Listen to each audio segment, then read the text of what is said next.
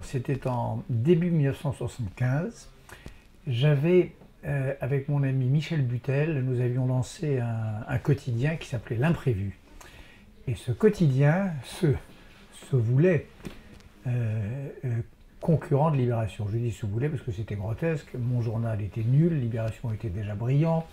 Mon journal a duré quelques jours, Libération a duré 40 ans. Enfin, ça fait rien, comme vraiment la sottise n'a pas de limite. Je m'étais vraiment mis en tête, avec Butel, on s'est dit qu'on allait faire concurrence à Libération. Ça avait beaucoup énervé Libération.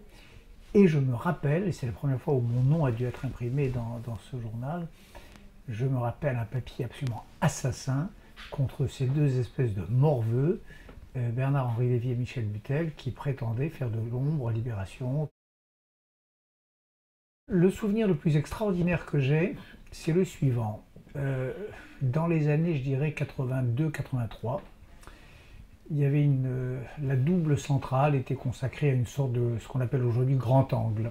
Et il y avait un grand angle, mettons, appelons-le comme ça, sur le thème de Mao à Moïse. Et donc, c'était un reportage sur une yeshiva de Strasbourg, dont la figure dominante était celle de Benny Lévy, ancien chef de la gauche prolétarienne et par conséquent avait été chef de Serge July, alors directeur du journal. Le papier sort, double page, tous les lecteurs de Libération trouvent ça le matin à leur petit déjeuner, papier formidable, je ne sais plus qui l'avait signé, excellent papier.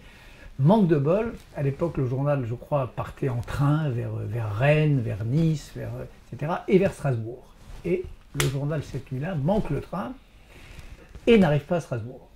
Benny retrouve plus que jamais son ton de chef historique de gauche pareil, exige une repasse, et comme à l'époque, les systèmes de distribution et de fabrication étaient lourds, on ne pouvait pas refaire une repasse juste pour une région et pas pour les autres, toutes éditions confondues, le lendemain, la même double page, tous les lecteurs de toute la France, de l'étranger, de l'export, des trains, des aéroports, retrouvent la double page de Mao à Moïse.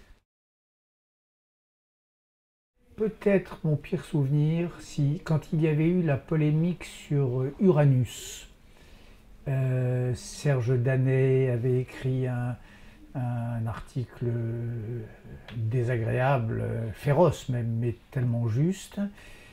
Berry avait fait des histoires, Claude Berry, qui était le producteur d'Uranus, mauvais film, peut-être même réalisateur, je ne sais plus, d'ailleurs producteur en tout cas, mauvais film tiré du roman de Marcel Aimé.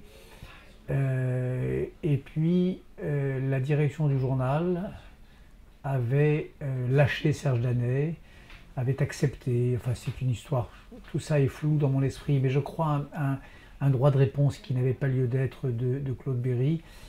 Et je me souviens que, voilà, pour moi ce jour-là, dans tous les grands journaux, hein, il y a des moments où les grands journaux sont un peu moins grands qu'eux-mêmes.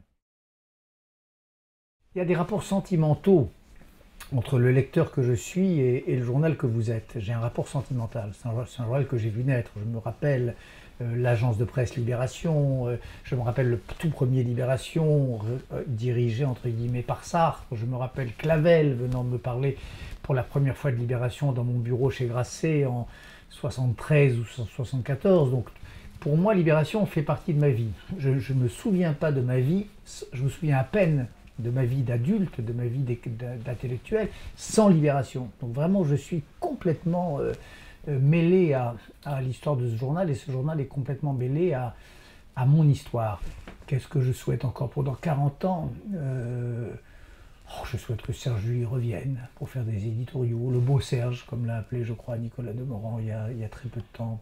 Je souhaite qu'il y ait des éditions en langue étrangère, que Libération publie une édition en langue anglaise qui concurrence le New York Times et Washington Post réunis. Enfin voilà, je souhaite un grand avenir et je crois à ce très grand avenir pour les 40 ans prochains de Libération.